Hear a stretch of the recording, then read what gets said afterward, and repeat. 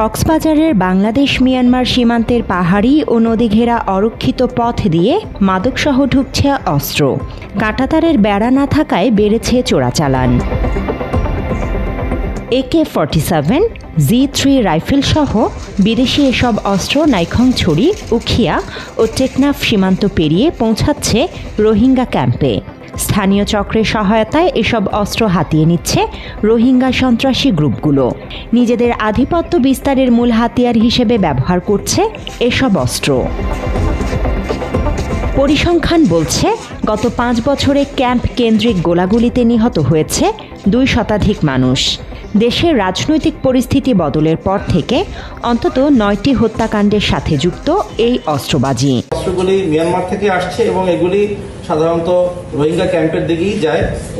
এই যাতায়াতটা আমরা যেন এরকম অস্ত্র যাতায়াত যেন না করে সেই বিষয়ে আমরা সোচ্চার আছি এবং কার্যকর পদক্ষেপ নিচ্ছি। যে অস্ত্রগুলি বাংলাদেশে আসছে সেগুলি নিরাপত্তার খাতিরে আমরা অরিজিন বা এটা আমরা আপনাদের কাছে ডিসক্লোজ করছি না।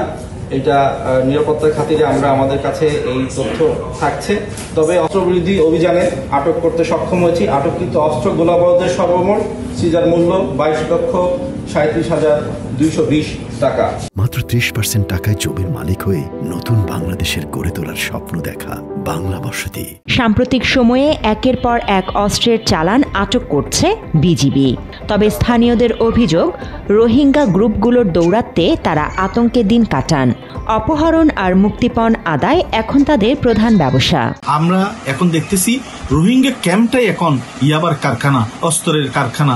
AK-47 ভারী ভারী অস্ত্র এই রোহিঙ্গাদের মধ্যে দেখা যাচ্ছে।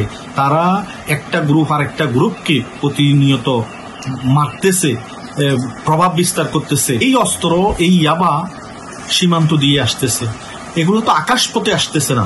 বিশেষ করে অপহরণটা যদিও বা স্থানীয় লোক জড়িত অবশ্যই আছে, থাকতে পারে, কিন্তু এগুলো গোটাই রোহিঙ্গাদের 12 টাকা করে মাদক বহন করতেছে। তারা এই 12 টাকা হিসাবে ব্যবহার হচ্ছে বিভিন্ন জায়গায়। অপরাধের মূল 12 টাকা ব্যবহার হচ্ছে রোহিঙ্গা।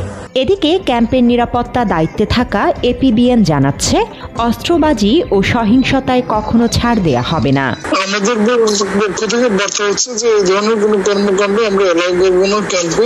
আর কোনো ধরনের অস্ত্রবাজি সহিংসতা এটা কোনোভাবে আমরা এলাও করবো না। ক্ষেত্রে আমাদের অবস্থান একেবারে সর্বোচ্চ কঠোর। স্থানীয়রা বলছেন, সীমান্তে কার্যকর পদক্ষেপ না নিলে কক্সবাজারের সীমান্ত উপজেলাগুলো শিগগিরই নিয়ন্ত্রণহীন হয়ে পড়তে পারে, যা আইন শৃঙ্খলা বাহিনীর জন্য বড় চ্যালেঞ্জ হয়ে দাঁড়াবে। Desk report, Bangla addition.